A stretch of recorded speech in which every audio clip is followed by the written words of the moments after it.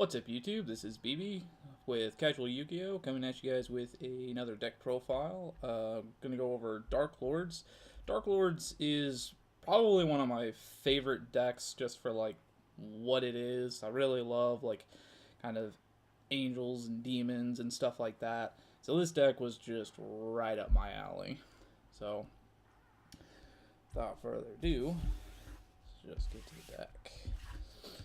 Alright, so to start things off, you gotta run triple Darklord Ixchel. Darklord Ixchel is probably the single most important card in the deck. She's draw power, she's a big body, 25, 29. She's draw power.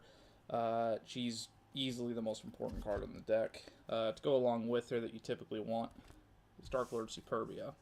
So what Darklord Ixchel does is you discard her and one Darklord monster, one Darklord card, and you draw two cards. So typically you want to do that with Darklord Superbia because when he's brought back from the graveyard, you can special summon one one fairy monster in defense mode, and that is important that it's a fairy monster. That'll come up in a little bit later.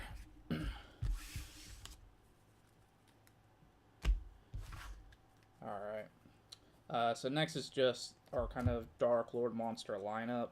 We run one Morningstar, one Zerato, one of this guy, and one Nostin. I'm not going to try to pronounce his name. So these two and Ixchel all share a particular ability. It's a quick effect ability that whenever they're on the field, you can pay 1,000 life points and apply the effect of any Darklord spell or trap that is in your graveyard, and then you shuffle that card back into the deck. You can use this to circumvent things like, their cost and things like that. There are once per turn clauses because you're not actually activating the card, you're applying the effect. There's other ones that also have this effect, but I don't run them. This is just what I run for this. I originally wasn't running Nostin, but I occasionally had instances where I'm like, I've got a whole bunch of Darklord monsters in my hand, I need to get rid of them, and Nostin is just kind of the perfect way to do that, because you discard two Darklord cards, and you special summon him to the field. This guy, I like running him at least one. Two is also really good, because he says that whenever your Darklord monsters would be destroyed, you can discard him instead. So if your opponent plays Regeki, Dark Hole, or tries to use just any other effect that's going to destroy them, you can just discard him and protect your board. What's also really nice about that is that pure Darklords, have a problem against board wipes, where if you board wipe them, they're just kind of done, so he's really, really important. So Zerato, he's a free board clear. You just send a dark monster from your field to the graveyard, blows up your opponent's board, but he's destroyed during the end phase. Morningstar is very much a win condition if you get him out. He has to be tribute summoned, but when he's tribute summoned, you can special summon Darklord monsters from your deck up to the number of effect monsters your opponent controls. So if your opponent controls 3 monsters, well, you just summon 3 more Darklord monsters. Keep in mind, though, that for these two and Ixchel, they do have a clause that says they can only be special summoned once per turn. So do keep that in mind. Also, when he's on the field, if you have another Darklord monster on the field, he can't be targeted with card effects. Also, he also has the ability where you can mill cards off the top of your deck equal to the number of Darklords that you control, and you gain 500 life points for each Darklord card that you milled that way. So since you're paying a lot of life points, that's a good way to just start getting those life points back. Next is our Darklord spells.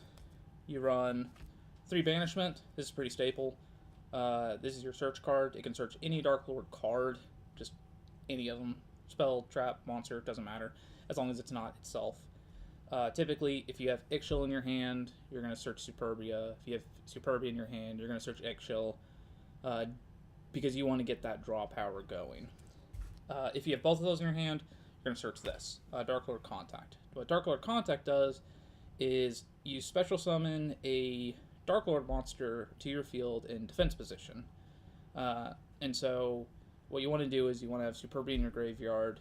You use this to bring back Superbia, and then Superbia's effect goes off. Special summons another fairy monster in defense mode onto your side of the field. So I only run 2. The reason why is because you have so many other cards that can resurrect stuff from the graveyard that it just it ends up just clogging. So 2 works fine for me. I find that just any more than that is not very good. After that, we have around 1 of each Darklord trap. So this one, they all have kind of the same cost. You send a Darklord from your hand or your field to the graveyard, and then this one destroys a card on the field. This one negates effects, and then you gain life points equal to that monster's attack. And this one takes control of an opponent's monster until the end of the turn. I actually really like using this to target my own Superbias, because you gain 2,900 life points, and so it's a really good way to just boost up life points. Or you can use it. You can also use it to where you pay 1,000 life points because you can use that. It's a quick effect. Apply this card's effect, target one of your opponent's monsters, negate its effects. You gain a bunch of life points. So that's always nice, being able to pop things, gain life points, negate effects, take control of monsters on your opponent's turn is always good. Next, as for the Darklords, I run a pretty small engine because this deck is a couple different things. I also run a Layer of Darkness engine. So I run 2 copies of Layer of Darkness, and then I run 3 copies of Arum because he searches. The reason why I run 2 of this to 3 of him is because, for one, he has other uses, but I prefer doing 3 to 2 in this way, in that it allows just for more deck thinning is the main reason. This deck is, I think, 45 cards, so being able to thin out your deck very quickly helps a lot. So this changes all monsters on the field to dark, and you can tribute your opponent's monsters because they're dark. You can tribute your opponent's monsters for a cost to an effect, and his effect is if you tribute himself, you can draw a card, and if you tribute another monster, you can search a dark monster from your deck with how much defense is it? 2,000 or more. 2,000 or more defense, and that's, I think, every single Darklord monster, so that's pretty cool. And so it has to be during your turn, but the fact that you can tribute your opponent's monster, get a free search, is pretty good. You can also discard him to search this out, so a lot of utility there. Next, we of course run our Darkest Diabolos.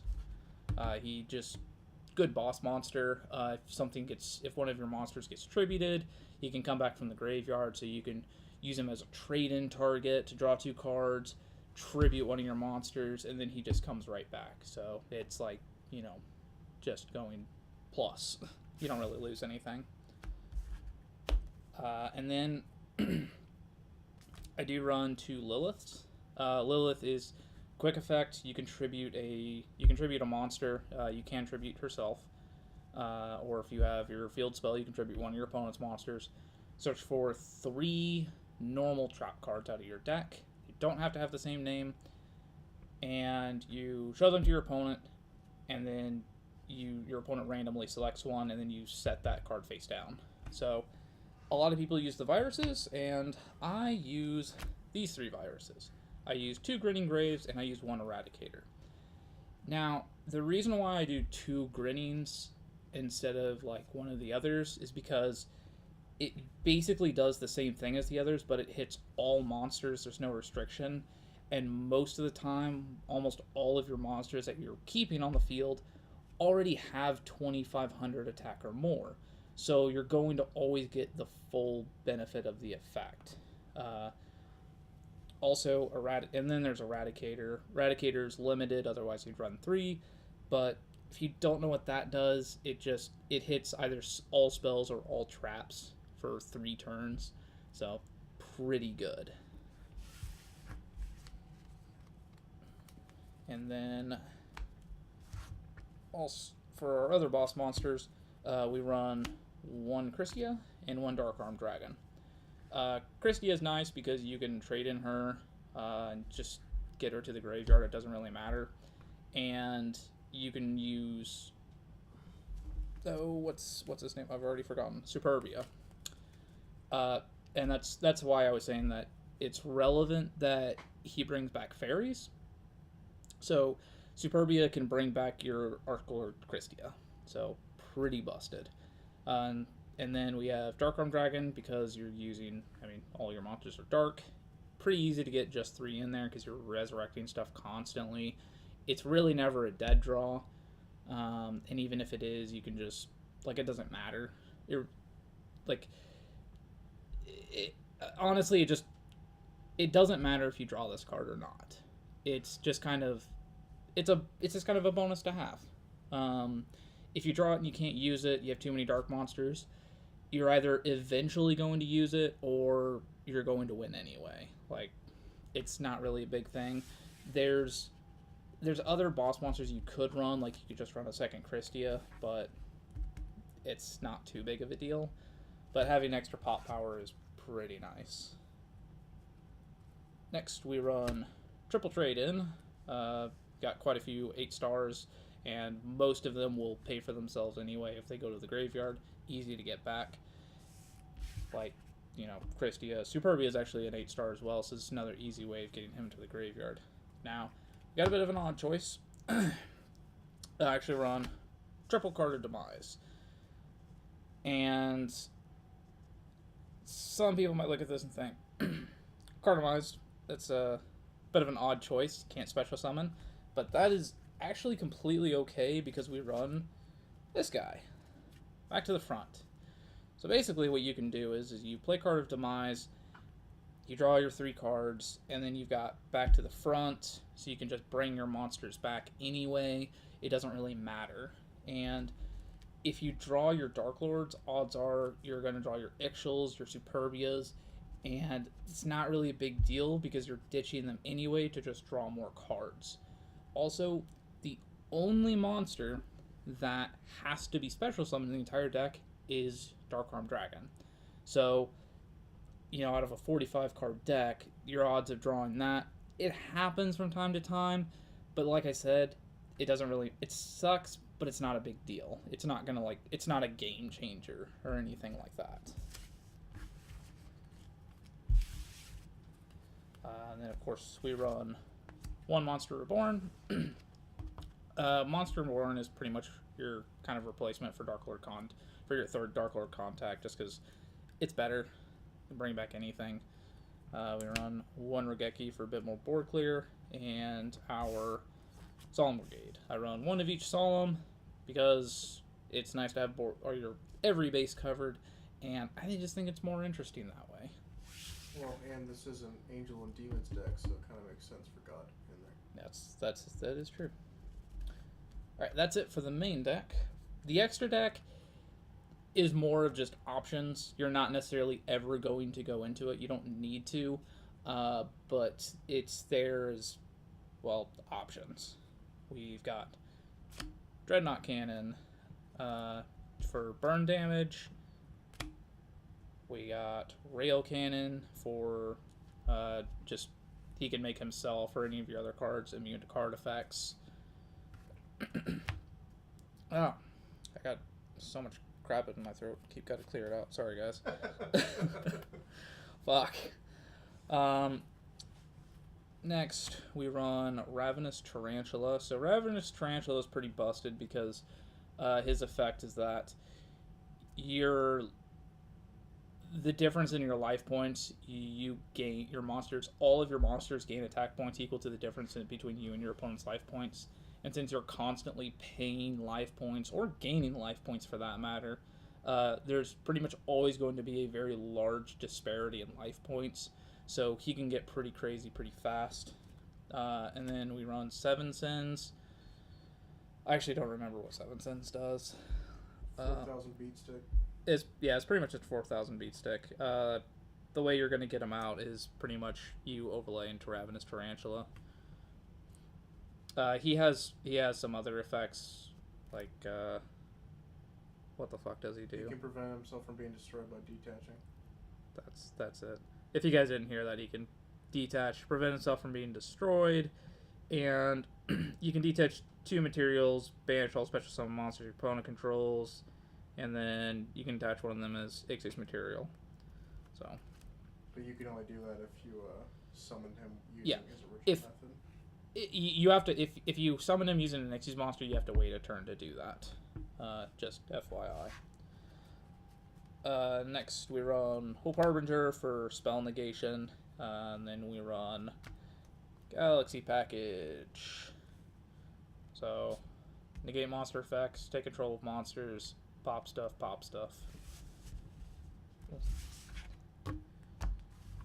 So most of the Galaxy Package, if you guys don't know, like you go into these guys and then you overlay these guys on top of them. Keep in mind, he can't be used as Ixis material. Sorry, that was upside down. Next, we run a couple Link monsters. You'll pretty much never go into these, but if you do, you've got them. Added in Wee Witch's Apprentice. I have not actually really playtested her very much, but giving it a shot. I was using... I can never remember this guy's name. The clock guy. Underclock Taker. I actually did this profile before, and it was way too long, so we're redoing it. You're doing great now. A month after the fact. You're doing great now. It's going good. And then we run Proxy Dragon, Cerberus, Phoenix, Unicorn, and Topologic.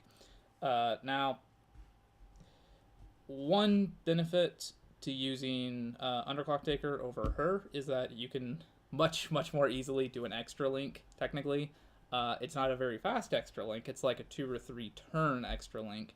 I think you can technically do it in 2 turns, but you can have him on one of them, and him at the end of an extra link is just like, it's insane, because if your opponent special summons to that, if you or your opponent special summons to one of his arrows, just bombs the field, but your monsters are protected because of one of these guys. He pops a monster, he pops a spell or trap. If he's co-linked and you discard a card, I think pretty much everybody knows what the Nightmares do right now, because they're broken as all hell and they're used in literally every deck. I don't run Goblin. I run Proxy Dragon instead. I think he's more useful in this deck. Goblin, like, sure, I can get an extra normal summon, but like it literally just doesn't matter. It doesn't do anything with this deck. So I think you have a fundamental problem with Goblin, and not that like you think it's a bad card, you think it's too good, and you're like, I want that card gone. Goblin is much too good. I hope it gets banned, but it's my reasoning for not running in this deck is not like a moral high ground. It's just it's not good in this deck. It's like the only deck it's not good in. But that is the entire deck. I think we finished in record time. So hope you guys enjoyed it. If you think this deck was pretty cool, leave a comment. If you didn't think it was cool, leave a comment. Like this video, subscribe, hit that notification bell, and we'll see you next time.